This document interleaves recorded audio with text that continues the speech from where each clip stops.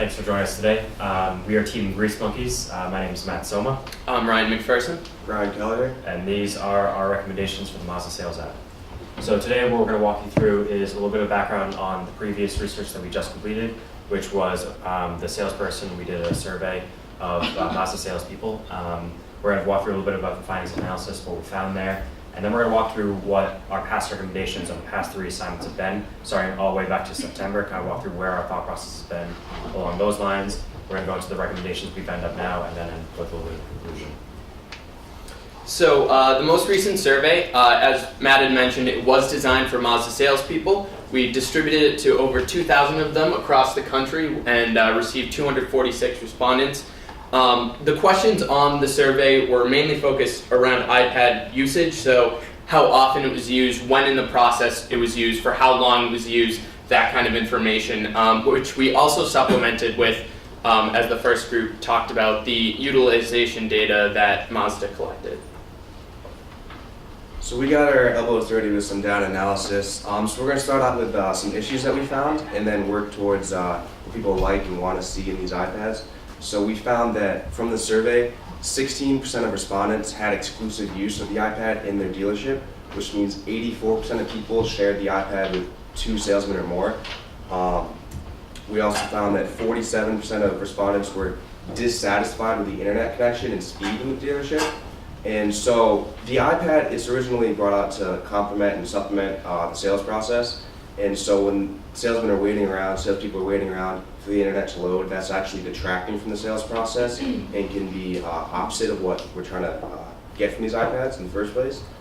51% of people that use the iPad say the majority of the time spent with the iPad is in the customer's hands. So the customers are the ones that are really experiencing this iPad, and so this led us to some ideas. Well, is this customer friendly? It's pretty data centric right now, but they already have a lot of information. They've done this research at home.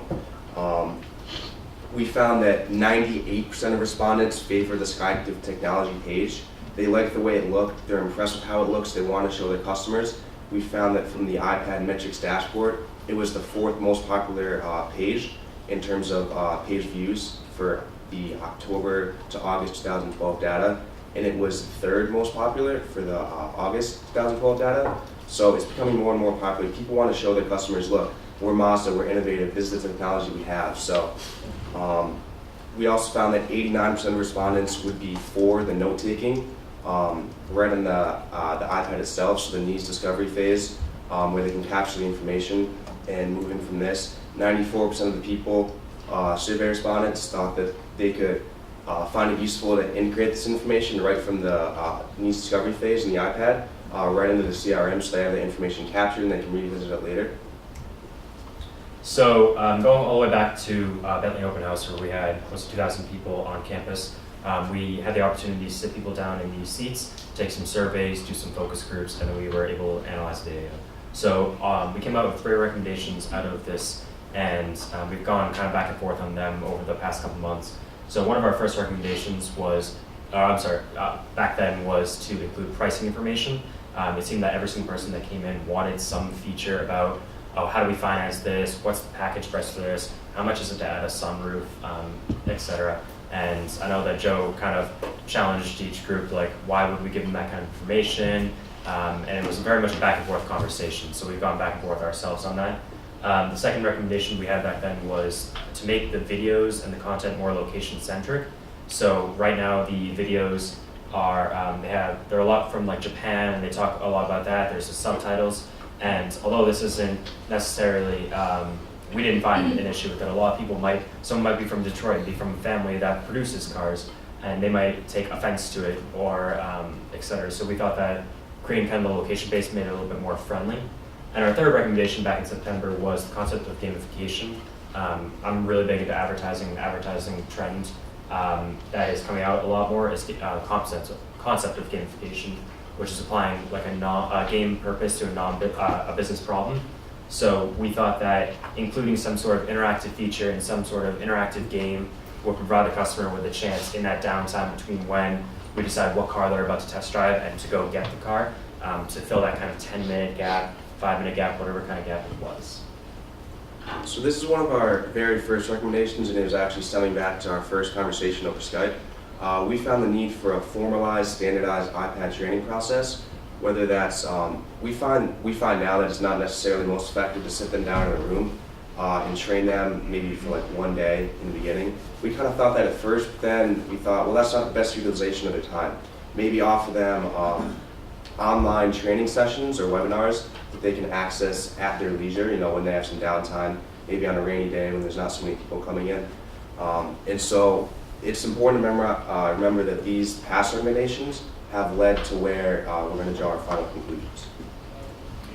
So our final set of recommendations that we made from a past assignment was these all came from our dealership interviews. So this was kind of our front line. We talked with salespeople, we talked with managers, and we talked with customers as well. One of our biggest takeaways was using the iPad during the needs discovery process. We will go on to talk about this a little bit more. It's kind of at the heart of one of our major recommendations. But essentially, it would be used to collect data right at the start of the process, and all this information could feed into a CRM system without getting into too much detail. As I said, we will be talking about this a little bit more in a few minutes. Our second recommendation was reorganization of the app. A lot of salespeople found it difficult to find information, which means if they're used to the app, customers who haven't seen the app before will also have difficulty navigating it. So the other group mentioned we thought it was a good idea to have a search bar in the top right-hand corner. Just, again, ease of navigation, making everything seamless. And then our final recommendation was interactivity. So we assumed that just because we had the iPad app in the process, that it was interactive, but the salespeople disagreed entirely. So we kind of got along the lines of thinking that the app was more than a display, it was an experience, and the way it was being used in the process was, okay, here's the app, here's some basic information that you can run through for a couple minutes while we run out and get the car. So Matt mentioned the gamification earlier, and then also we came up with the idea of splitting the app, which is at the heart of one of our major recommendations, which Matt will kick into now. So these are moving into our final recommendations that we have for the Mazda app currently. As Brian said before, 51% of the salespeople right now are putting the app into the customer's hands. So as we talked through a little bit that, if the salesperson doesn't think it's interactive, the customers are saying it's not interactive, then we need to include some interaction. And I think kind of moving forward, we kind of realized that although we want to find out what the customer is thinking, this is very much a sales tool, and we're trying to embed it into the sales process. So the features that we should be putting into it should be effective for a salesperson. It might be great to add the pricing because the customer asks for it, but at the same time, if that's not going to help the salesperson, then we don't want to kind of include that feature. So one of our first major recommendations is to split the application in two and include a consumer-facing portion as well as a salesperson portion, two very different sided portions. As Brian said earlier, the SkyActiv page, one of the most visited pages, very design-friendly and very appealing to the eyes. We would want the entire consumer-facing portion to look just like that, the dark colors, the very easy navigation, and we actually took this from the SkyActiv page. And this is a picture that we drew up from our last recommendation, but include on the consumer portion, we want to run with the gamification kind of concept, include an interactive feature. You don't necessarily need to push them towards it, but if they happen to have a couple minutes, they don't want to hear any more information, you provide that incentive to kind of play a game. It could be anything from test your knowledge about Mazda, find out something new about your dealership, or it could be a Mario style game where you run around and collect car parts. It really isn't conclusive about what it actually has to be. In addition to that, we would include the videos, the comparison, all the different features that are currently available. And we also would want to include consumer reviews. We heard that was very popular, and it's information that they already have. So all the things that we include is information that they would already have. Whereas on the dealership side, we would, although the pricing has been kind of like a back and forth issue, we would include the opportunity for a salesperson to have price information, inventory information on side of their app, so that if they want that information readily available, it's going to be there. And included that we'd have inventory, et cetera. So things that would make a salesperson effective in addition to entertaining a customer. And Joe talked a little bit about, when a customer walks in, sometimes they don't want to use the app application at all. Maybe the salesperson is going to use it. So splitting it really gives them the opportunity to adjust to every single type of consumer that's going to walk through the doors. So one good thing that you guys have done is that this is a web-based app, so you're not locked into using the iPad. If you find out down the road that this app better works with an Android system, you have that option available. And so one major problem that we saw and that we got from the survey results was that there's not enough iPads in dealerships. People are trying to use them, but maybe another salesman's using them. Maybe there's 1 or 2 iPads in the whole dealership. So we were going back and forth for a while. How can we get more iPads in the dealerships? And we actually asked Pooley, we're like, Pooley, do you know if there's any incentives for getting these? Is there any repercussions for not getting these? And we went back and forth, and we finally determined that maybe the dealership owners and management can meet in the middle. And so maybe you guys can work with Apple or work with an Android provider, whichever you choose, to subsidize the costs so that dealers can purchase these cheaper. These are expensive. That's probably why dealers don't want to spend the money out of their pocket to buy these for their salesmen. Moving forward, in terms of the second biggest problem we saw was the internet connection and speed and availability of the internet.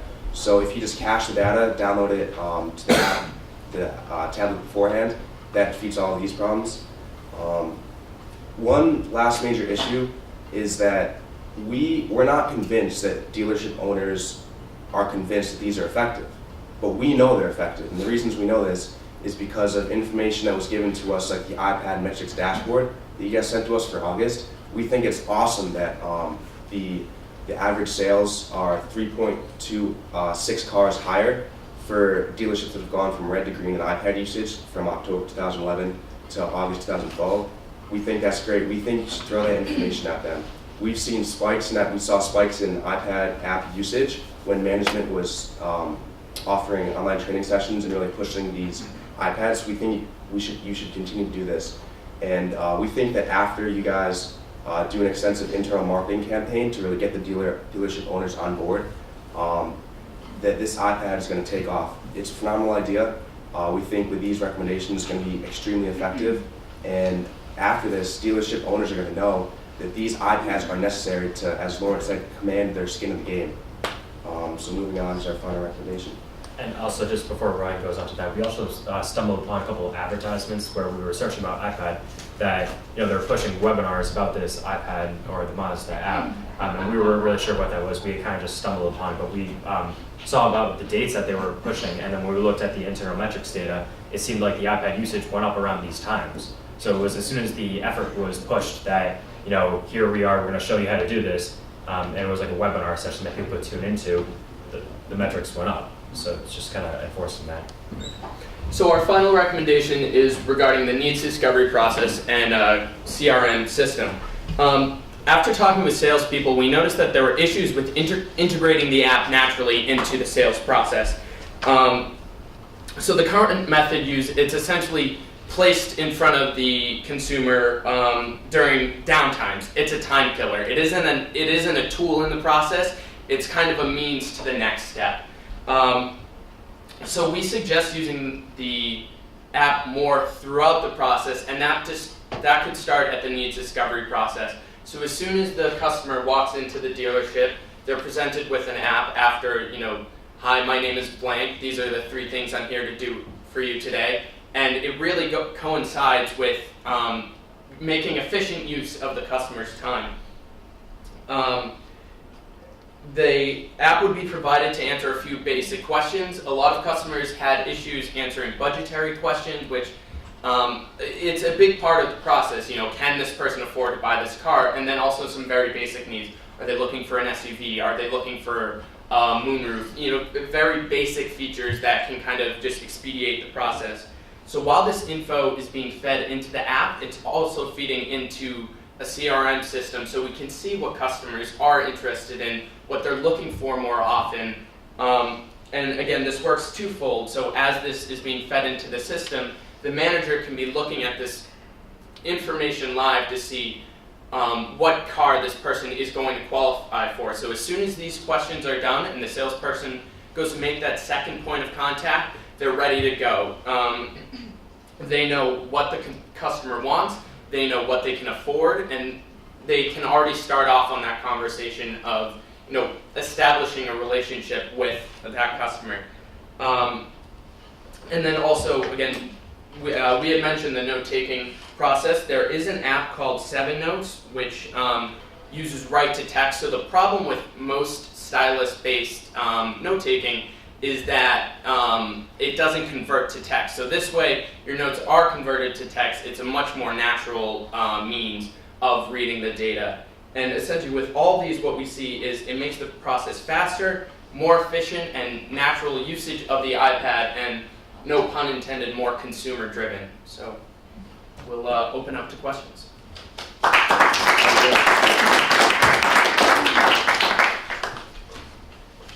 And you want to kick us off this go then?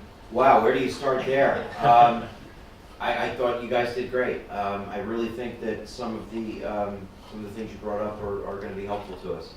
I'm thinking, when you first said dividing the app in half, it sounded almost like I think we almost do that already. I think that the first page with training, sales process, I think we're set up to do exactly what you're talking about right now, because we can take the training we noticed that. icon on the right side and dedicate that to the dealer's screen. Right. I think it definitely deserves consideration. I think it's a fundamental change, but I think that there's ways to develop it. Like you said, you want it to look pretty like that, so that for the consumer it's attractive, it's appealing, and I think that we need to consider that. I think that would be a good direction for this device. Same here. I circled the split app into two. I think that's a great starting point for sales consultants, for customers, and we seem to keep coming back to this wait time thing, this gamification thing. For us, we see it all the time where customers, one of their biggest complaints about being in a dealership is wait time, especially when they're waiting going to the F&I office for their financing and whatnot. So that's a big stumbling block internally for us. So again, that consistent theme of what do we do with this wait time and your gamification thoughts, I think are great as well. So that's just more out of the box stuff that we can take back and kind of manipulate and mull over and figure out what we can do with that. So good job, guys. Great job. I think you hit a hit on this last meeting. My favorite part of your presentation was the split, because what you said, there are times when you want to leave this with the customer and have them use it. So those times, it has to be a real customer-facing application, whether it's games, whether it's videos about this, whether it's whatever. At the same time, there could be some components that sit on both sides, right? But from a sales perspective, we're walking someone through the process, and we want them to have a good experience in the process. Because, we can't say, here, take this and run them up. You know what I mean? Just watch this. We want to basically go to the comparison and say, I know you're looking at Civic, and, let's compare. We want to have things that help us close a deal, but do it in a way where we're providing the correct information that helps us close the deal. So to segment those in, this is the sales iPad tool, and then this is a customer area for them to enjoy. I think was, for me, that was one that stuck with me last time that you guys brought back. A little bit of a disconnect there. We had another group saying you should maintain your rapport. You guys saying, hey, load it in the CRM. That's a testable one we're gonna have to check out. Some people don't mind me writing their stuff on paper, but me throwing it into some abyss of data scares the crap out of them. What are you doing with this information? Ford is doing the CRM thing, and when I initially was asked by Ford what I thought of it, I said, well, I can't see a customer coming up to me and going, I had the greatest experience ever, Mr. Shaker. The way you took my private information and fed it to your CRM was exhilarating. So, I think the game there is the speed, but what you guys are onto, it's not Ford Motor Company had that thought process initially, and the jury's out how we're going to be able to do that. They're not wrong, we're not right, so we don't know yet. So, but I think that for me it was the split which made, which really made the and you know, the usage on training, you brought up something pretty interesting. We gauge the usage against our training seminars. It's exactly what you said. As soon as we have training seminars, the usage spikes. And, you know, the shelf life isn't too long. So we have to figure out how do we have that consistent training and ownership on those, you know, 80% of iPads are shared.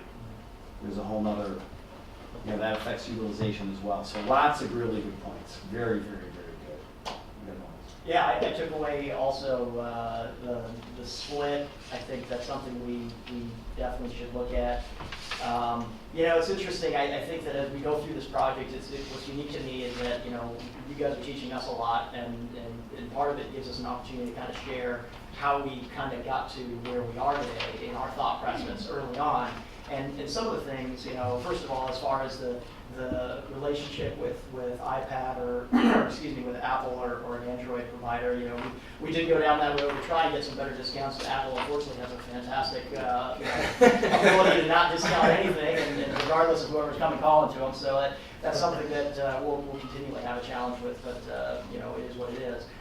It's interesting that kind of how you got to the conclusion of, you know, having a two-sided app because consumers are using it so much.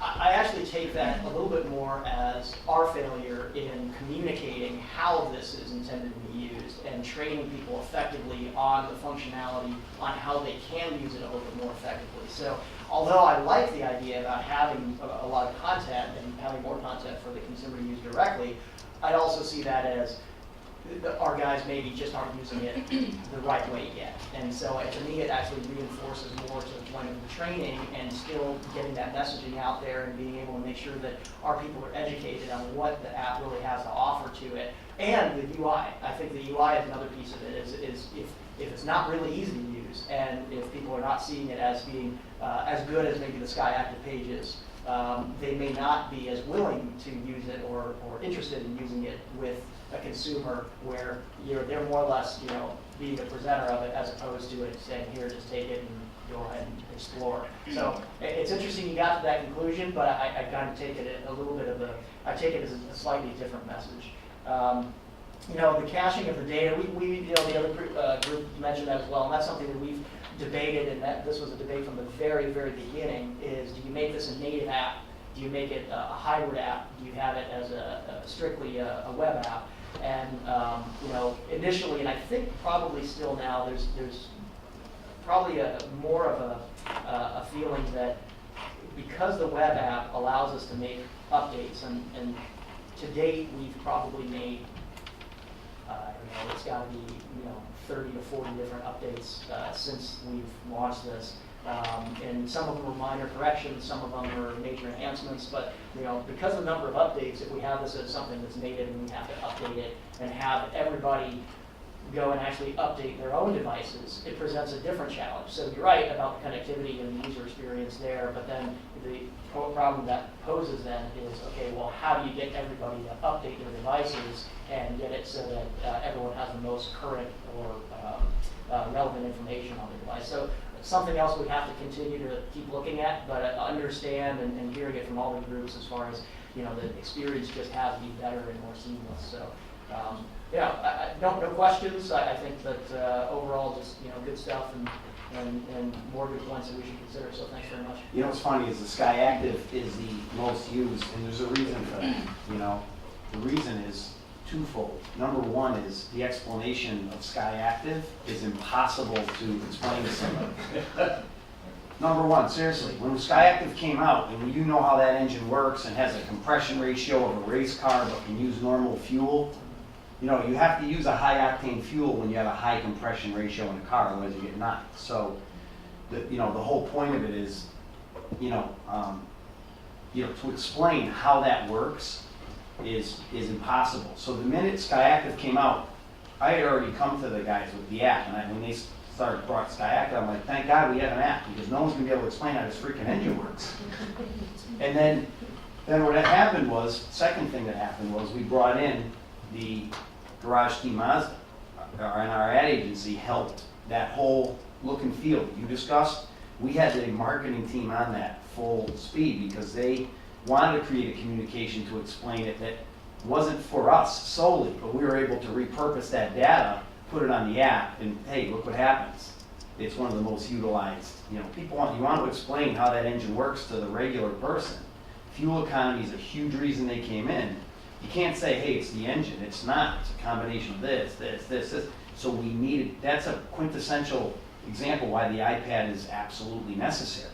Nobody could explain that in a consistent Sesame Street fashion to the customer better than what you guys saw there. So it's really a little validation, but to kind of give you a little background on it. And that look and feel that you guys detected and brought up was really based on the fact that we had full-blown attention from the ad agency on that customer.